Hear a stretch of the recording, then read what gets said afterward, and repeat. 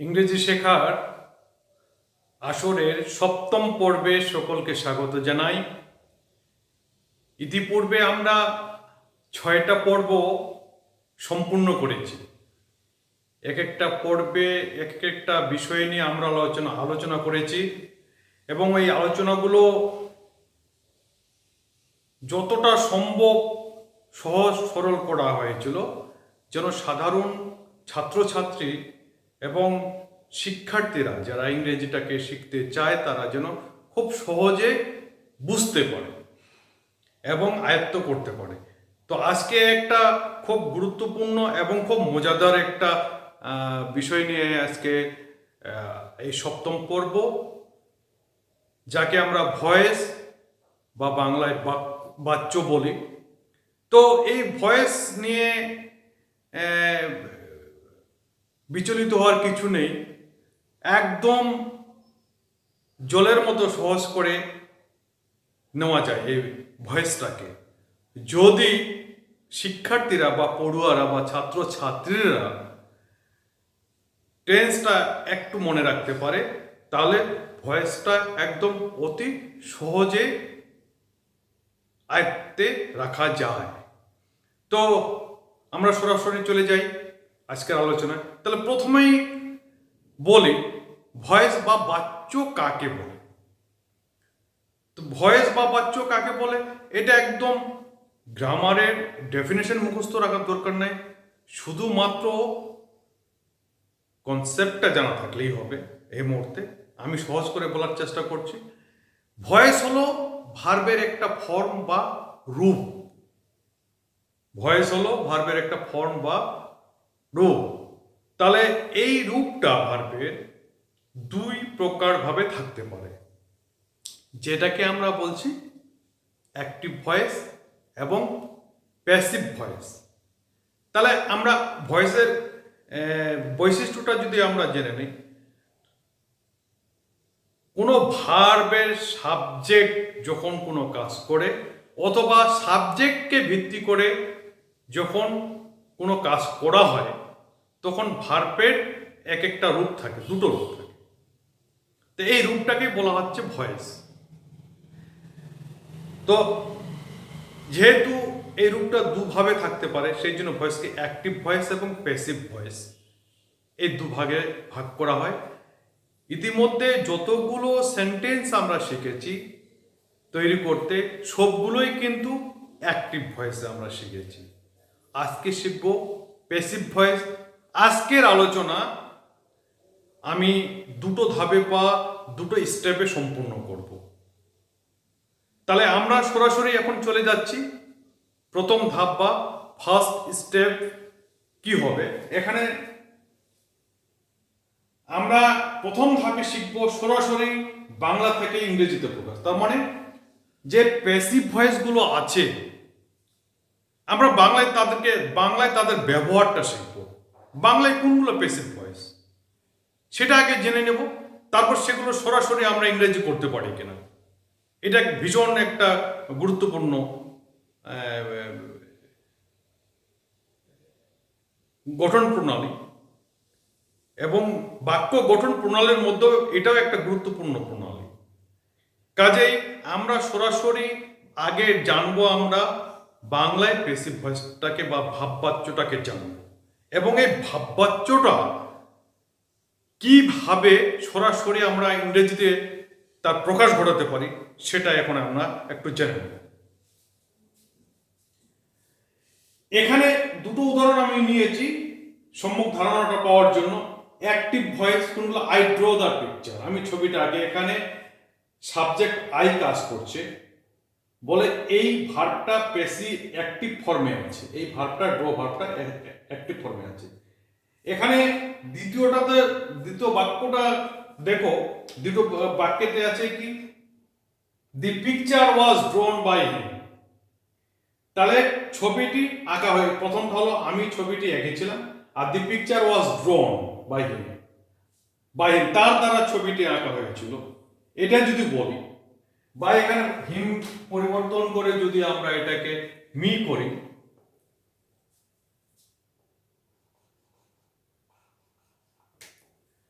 ছবিটি আঁকা হয়েছিল আমার দ্বারা, তাহলে ছবিটি আঁকা হয়েছিল, এখানে সাবজেক্টের উপর আর জোর দেওয়া হচ্ছে না, বলে এটাকে প্যাসিভ ফর্মে আছে।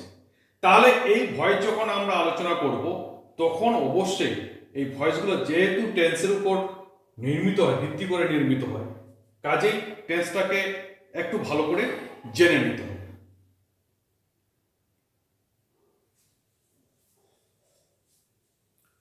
আমরা 12টা টেন্সের মধ্যে 12টা টেন্সের প্যাসিভ ভয়েস আমরা এই মুহূর্তে শিখব না, যেগুলো বহুল ব্যবহৃত সেই টেন্সের ভয়েসগুলো আমরা জেনে নেব। আমরা প্রেজেন্টের 4টা টেন্স পড়েছি, পাস্টের 4টা টেন্স এবং ফিউচারের 4টা টেন্স। তো প্রেজেন্টের 3টা tense, present indefinite, present continuous, present perfect. Present perfect কন্টিনিউয়াসটা এই মুহূর্তে আলোচনা করব না, এবং সেটার ব্যবহারও হয় না ভয়েসে বিশেষ করে। পাস্ট ইনডিফিনিটের 3টা পাস্ট টেন্সের 3টা পাস্ট ইনডিফিনিট, পাস্ট কন্টিনিউয়াস এবং পাস্ট পারফেক্ট, এবং ফিউচারের একটা শুধু ফিউচার ইনডিফিনিট। এই 3, 3, 6 এবং 7টা টেন্সের আমরা ভয়েস আজকে শিখে নেব, সরাসরি একদম বাংলা থেকে ইংরেজিতে তার প্রকাশটা আমরা শিখে নেব এবং অতি সহজে। এবার আমরা প্রথমে আলোচনা করি, এখানে প্রথমে passive voice of present indefinite tense. একদম জেনে রাখতে হবে এখানে যে বাংলা ক্রিয়াপদটা আমরা লক্ষ্য করব, বাংলা ক্রিয়াপদের শেষে যদি আ হয় বা আ হলো এই চিহ্নটা দেখতে পাওয়া যায়, তাহলে এটা ধরে নিতে হবে প্রেজেন্ট ইনডেফিনিট টেন্সের প্যাসিভ ভয়েস। একদম এখানে আর দ্বিতীয় কোনো চিন্তা করার অবকাশ নেই। তাহলে কি বললাম, বাংলা ক্রিয়াপদের শেষে যদি আ হয় বা আ হলো এই চিহ্নগুলো থাকে, তাহলে আমরা বুঝে নেব যে এটা প্যাসিভ ভয়েসে আছে। তাহলে এর সূত্রটা কি, প্রথমে সাবজেক্ট। এবার প্যাসিভ ভয়েসের এই ক্ষেত্রে বলে দেই, প্যাসিভ ভয়েসের 2টো প্রধান বৈশিষ্ট্য মনে রাখতে হবে। কি বললাম, প্যাসিভ ভয়েসের 2টো প্রধান বৈশিষ্ট্য। 1 নম্বর হলো যে অক্সিলারি ভার্ব থাকবেই, বসাতেই হবে, আর প্রিন্সিপাল ভার্বের 3য় আকার বসাতে হবে, অর্থাৎ V3 যেটাকে বলি, বা পাস্ট পার্টিসিপল ফর্মটা বসাতে হবে। কি বললাম তাহলে, প্যাসিভ ভয়েসের 2টো লক্ষণীয় বৈশিষ্ট্য হলো যে প্যাসিভ ভয়েসে অক্সিলারি ভার্ব লাগবেই, আর একটা কি হলো, প্রিন্সিপাল ভার্বের 3য় আকার হবে। এই 2টো কথা আপাতত মনে রাখতে হবে। তাহলে আমরা দেখে নিই কি হলো, প্রথমে সাবজেক্ট, তারপরে এখানে কি হলো, প্রেজেন্ট ইনডিফিনিট টেন্সের ক্ষেত্রে এম ইজ আর, এখানে দেখো V3 বা পাস্ট পার্টিসিপল ফর্ম প্লাস তারপরে যা যা শব্দ আছে বসবে। এবার একটা উদাহরণ নেই আমরা, চিঠিটি লেখা হয় বা হলো, তাহলে আ হয়, দেখো শেষের বাংলা ক্রিয়াটার শেষেরটা লক্ষ্য করলে আমরা আ হয় এই কথাটা পাচ্ছি, তার মানে এটা নিশ্চিত রূপে এটা প্যাসিভ ইনডিফিনিট টেন্সের প্যাসিভ ভয়েসে আছে। তাহলে সাবজেক্ট মিলাম, সাবজেক্ট হলো চিঠিটি মানে দি লেটার, তারপর এম ইজ আর যে কোনো একটা ইজ, তারপরে V3। তাহলে এইভাবে আরো উদাহরণ আমরা নিতে পারি। ছবিটি আঁকা হয় বা ছবিটি আঁকা হয়, তাহলে কি হবে, the picture is drawn, is am is are যে কোনো একটা, আর ড্র এর 3য় আকার হলো ড্রন। বাড়িটি ভাঙ্গা হলো, তাহলে কি হবে, ভাঙ্গার ইংরেজি কি, ব্রেক। তাহলে দি হাউস ইজ ব্রোকেন। তাহলে এইভাবে আমরা অনেকগুলো সেন্টেন্স সরাসরি বাংলা থেকে ইংরেজিতে আমরা কনভার্ট করতে পারি, এ নিয়ে কোনো সন্দেহ নেই।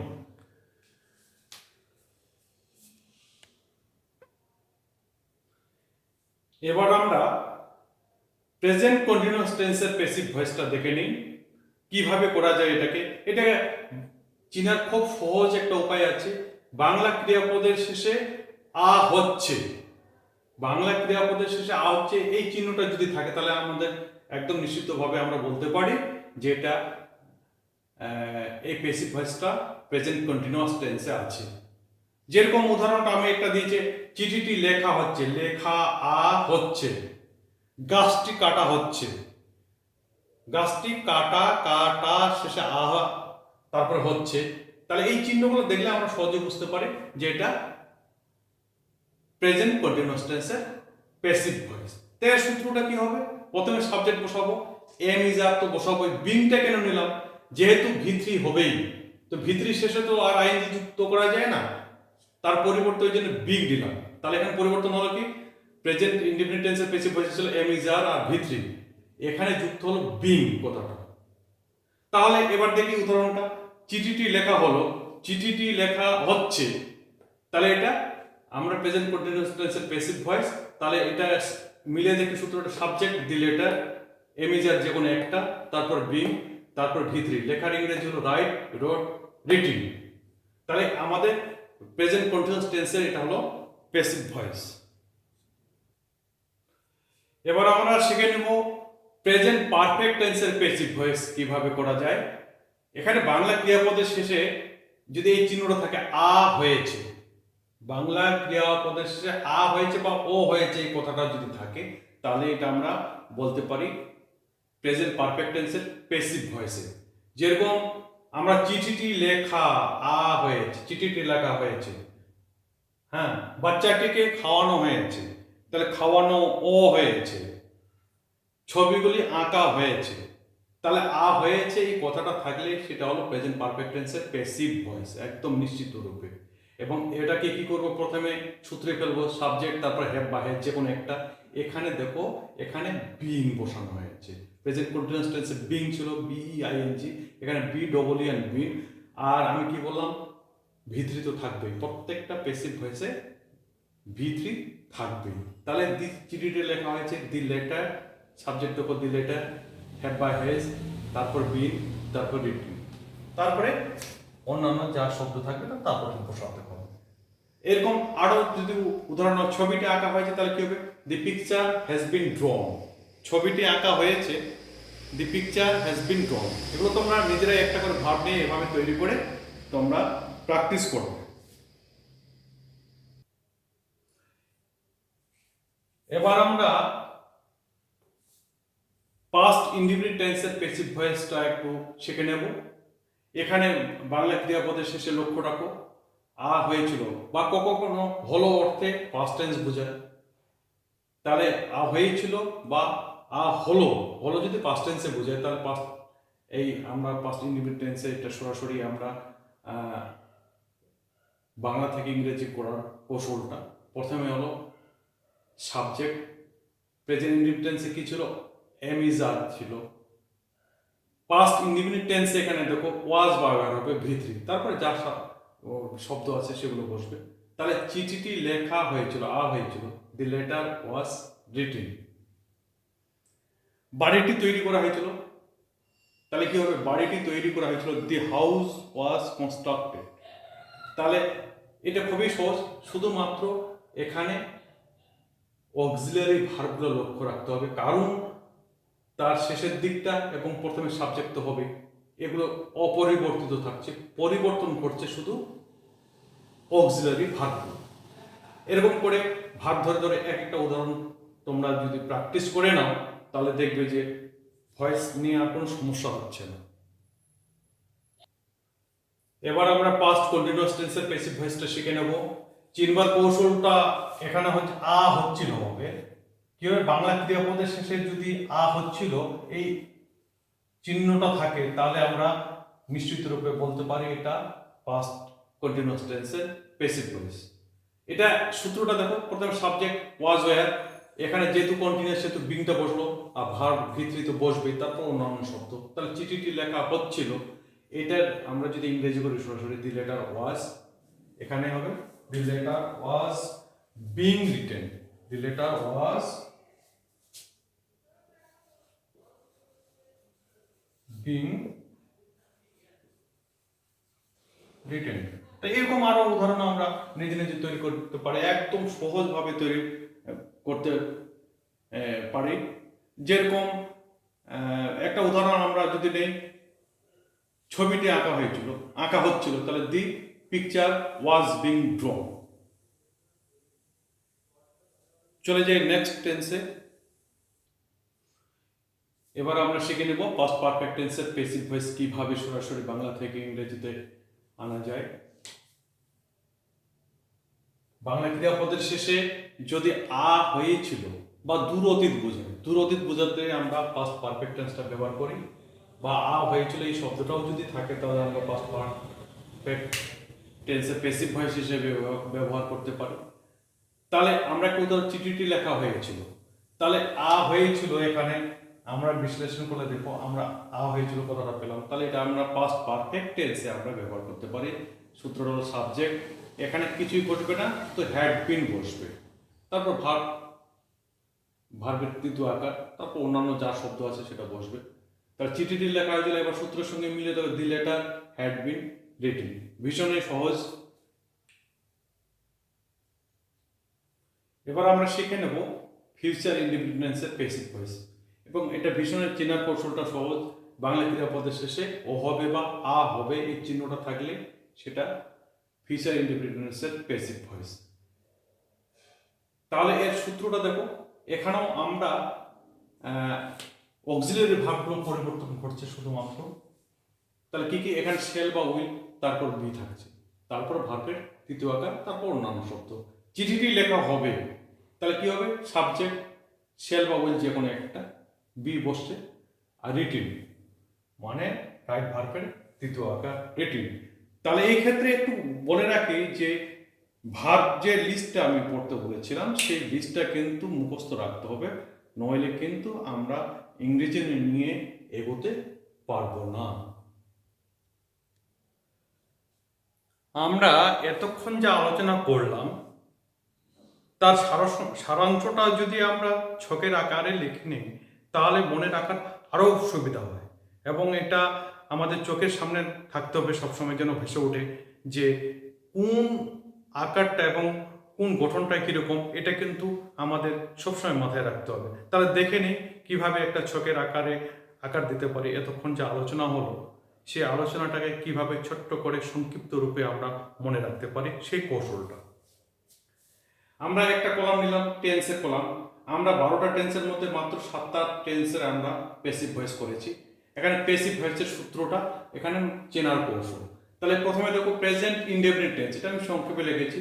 কি হচ্ছে, আমি কি বলেছিলাম যে প্যাসিভ ভয়েস মানে ভিত্রি থাকবে, দেখো প্রত্যেকটাতে ভিত্রি আছে, আর প্রত্যেকটাতেই কি থাকবে, অক্সিলারি ভার্ব থাকবে। তাহলে প্রেজেন্ট ইনডেফিনিট টেন্সের জন্য কি থাকছে, এম ইজ আর, কন্টিনিউয়াসে একটু যুক্ত হয়ে বিং হলো, প্রেজেন্ট পারফেক্টে কি হলো, হ্যাভ বা হ্যাজ হলো, এখানে বিং হলো, পাস্ট ইনডিফিনিট টেন্সে কি হলো, ওয়াজ বা ওয়্যার হলো, এখানে ভিত্রি হলো, পাস্ট কন্টিনিউয়াসে কি হলো, ওয়াজ বা ওয়্যার, এখানে বিং, প্রেজেন্ট ইনডিফিনিট টেন্সও বিং হয়েছিল, কন্টিনিউয়াস টেন্সে পাস্ট কন্টিনিউয়াস টেন্সে বিং হলো, এখানে শুধু ওয়াজ ওয়্যারটা চেঞ্জ হলো।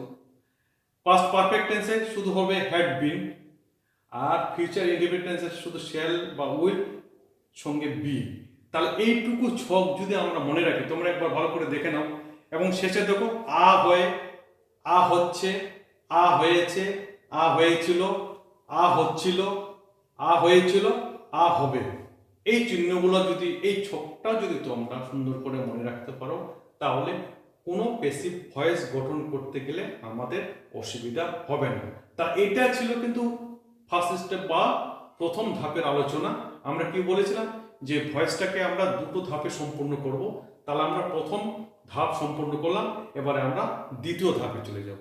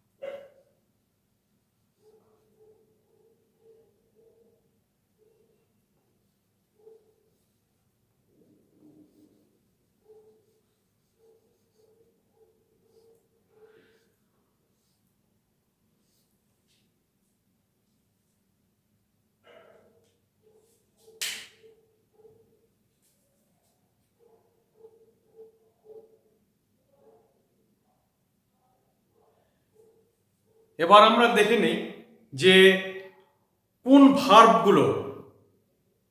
ভার্বগুলোর আমরা প্যাসিভ ভয়েস করতে পারি। সব ভার্বের কিন্তু প্যাসিভ ভয়েস আমরা করতে পারি না। জেনে রাখতে হবে যে আমরা দুই প্রকারের ভার্ব পাই, একটা হলো ট্রানজিটিভ ভার্ব আর একটা হলো ইনট্রানজিটিভ ভার্ব। তাহলে ট্রানজিটিভ ভার্ব মানে কি? এখানে দেখো, ট্রানজিটিভ ভার্ব মানে বাংলায় যেটাকে আমরা সকর্মক ক্রিয়া বলি, যার কর্ম থাকে, যেসব ভার্বের কর্ম থাকে। আর ইনট্রানজিটিভ ভার্ব মানে যেসব ভার্বের কর্ম থাকে না, যেরকম রাইট, প্লে, এর কর্ম মানে অবজেক্ট থাকে। তাহলে যেসব ভার্বের অবজেক্ট থাকে তাদেরকে ট্রানজিটিভ ভার্ব বলে, যেসব ভার্বের অবজেক্ট থাকে না তাদেরকে ইনট্রানজিটিভ ভার্ব বলে। যেরকম স্লিপ, ফাইট, এই ভার্বগুলোর সাধারণত কর্ম থাকে না বা অবজেক্ট থাকে না, এই জন্য ইনট্রানজিটিভ বলে। তাহলে আমরা যতগুলো শিখলাম উদাহরণ, আমরা ট্রানজিটিভ ভার্বের উদাহরণ শিখলাম। আমরা জানি কি সাধারণত, তাহলে ট্রানজিটিভ ভার্ব কিভাবে বের করব? সহজ উপায় ট্রানজিটিভ ভার্ব বের করার সহজ উপায় হলো কি বা কাকে দিয়ে যদি প্রশ্ন করা যায়, উত্তর পেলে সেটা হবে ট্রানজিটিভ ভার্ব, আর উত্তর না পেলে সেটা হবে ইনট্রানজিটিভ ভার্ব। তাহলে এবার দেখে নেব যে সাধারণত আমাদের ইনট্রানজিটিভ ভার্বগুলোর প্যাসিভ ভয়েস হয় না, কিন্তু কিছু ক্ষেত্রে তার ব্যতিক্রম আছে, দুই একটা ক্ষেত্রে। সেই ব্যতিক্রমটা আমরা দেখে নেব।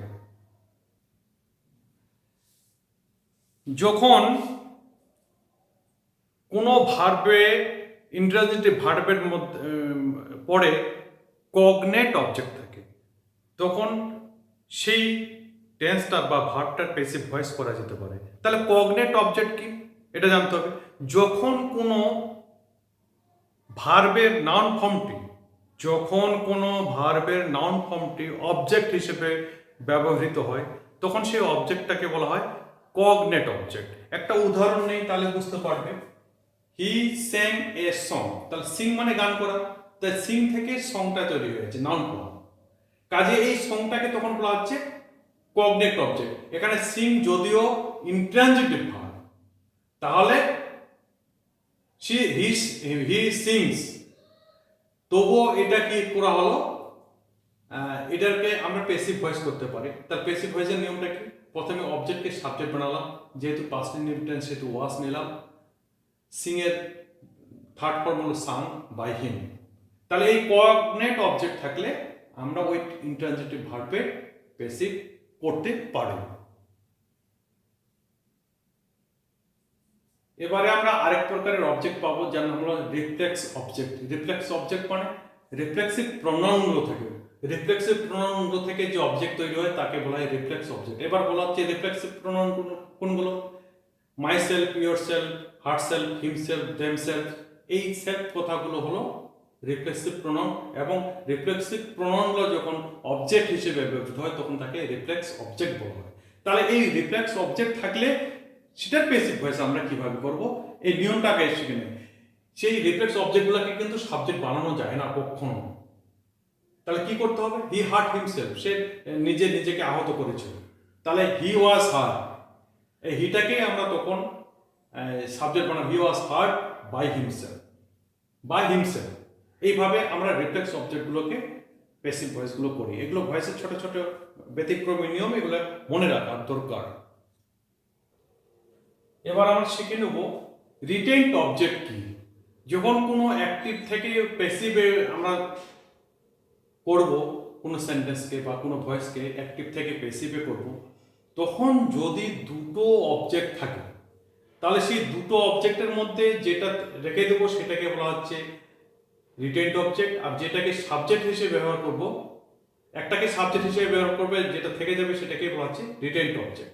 এখানে দেখো, I gave him a pen, তাহলে হিম একটা অবজেক্ট, আবার একটা পেন একটা অবজেক্ট। এই হিমকে আমরা সাবজেক্ট বানাতে পারি, আবার এই পেনকেও সাবজেক্ট বানাতে পারি। তাহলে যখন হিমকে সাবজেক্ট বানাবো তখন এই পেন এটা থেকে যাবে ভার্বের সঙ্গে, এটাকে তখন রিটেইনড অবজেক্ট বলছে।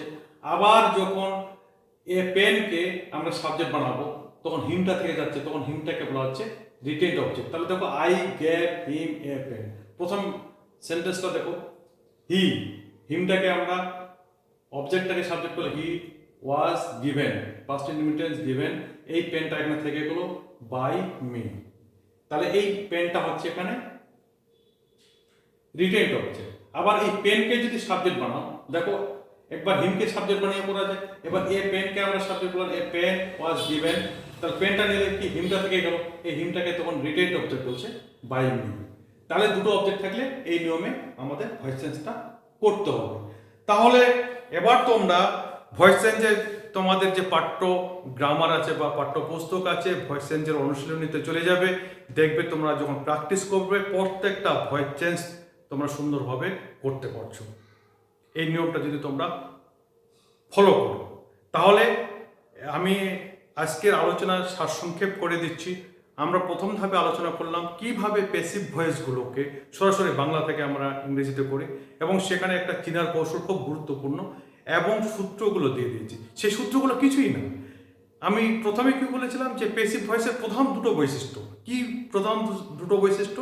এক নম্বর হলো যে ভার্বের তৃতীয় আকার হবেই, তাহলে এটা নিয়ে আর কোনো সমস্যা নেই, মানে গো অ্যান্ড গান, গানটা হবে, হ্যাঁ, তাহলে তৃতীয় আকারটা আর কি। আর অক্সিলারি ভার্ব বসবে। তাহলে আরেকবার কি বলো, কোন টেন্সের জন্য কোন অক্সিলারি ভার্ব নেব প্যাসিভ ভয়েসে? প্রেজেন্ট ইনডিফিনিট টেন্সের জন্য এম ইজ আর থাকবে, প্রেজেন্ট কন্টিনিউয়াস টেন্সের জন্য এম ইজ আর বিং থাকবে, প্রেজেন্ট পারফেক্টের জন্য কি থাকবে, হ্যাভ বা হ্যাজ থাকবে এবং বিন থাকবে, পাস্ট ইনডিফিনিট টেন্সের জন্য ওয়াজ ওয়্যার থাকবে, পাস্ট কন্টিনিউয়াসের জন্য ওয়াজ ওয়্যার প্লাস বিং থাকবে, পাস্ট পারফেক্টের জন্য শুধু হ্যাড বিন, আর ফিউচার ইনডিফিনিটের জন্য কি থাকলো, শ্যাল বা উইল, তারপরে বি, তারপরে তো ভার্ব তৃতীয় আকার হবে। তাহলে আজকে আমাদের ভয়েস বা বাচ্য নিয়ে যে আমাদের আলোচনা নিশ্চয়ই তোমরা বুঝতে পারবে এবং ভালো লাগবে। তোমাদের কীরকম লাগে তোমরা ইউটিউবে গিয়ে কমেন্ট বক্সে তোমরা কমেন্টগুলো লিখে জানাবে, নাহলে আমি বুঝতে পারবো কেমন করে যে তোমরা বুঝতে পারছো কি না। আর যদি কোনো প্রশ্ন থাকে সেখানে তোমরা করতে পারো, পরবর্তী যে যখন এপিসোড হবে, পর্ব হবে, তখন সেটা আমি চেষ্টা করব সেই কোয়েরি মিটিয়ে দেওয়ার। আর আমার এই ভিডিওগুলো সরাসরি পেতে গেলে একদম ইউটিউব খুলে সাবস্ক্রাইব বাটনটা একবার টিপে রাখো, আর তোমাদের ঝামেলা নেই, একদম সরাসরি তোমাদের কাছে আমি ভিডিও আপলোড করার সঙ্গে সঙ্গে তোমাদের কাছে পৌঁছে যাবে। আর তোমাদের যদি ভালো লাগে, তোমরা নিজেদের জন্য তো শিখবেই, ছোট ছোট ভাই বোনদেরও যেন শেখাতে পারো তোমরা, কিংবা অভিভাবকদের উদ্দেশ্যে বলছি, আপনারা যদি এটা একটু মনে রাখতে পারেন তাহলে আপনাদের বাড়ির ছোটদের বাচ্চাদের একটু গাইড করতে সুবিধা হবে। চাকরি প্রার্থী যারা চাকরির পরীক্ষার প্রস্তুতি নিচ্ছে, আমার যে এই পর্বটা, এই সিরিজটা আমি চাকরি প্রার্থীদের কথা মাথায় রেখে, মানে কী ধরনের গ্রামার আসে চাকরি পরীক্ষাগুলোতে, কী ধরনের মিস্টেকগুলো হয়, সেটাকে লক্ষ্য রেখে এই পর্বগুলো আমি সাজিয়েছি। আমি আশা করছি সকলে উপকৃত হবেন। সকলকে ধন্যবাদ জানিয়ে, শুভরাত্রি জানিয়ে আজকের সপ্তম পর্ব এখানে শেষ করছি। ধন্যবাদ সকল।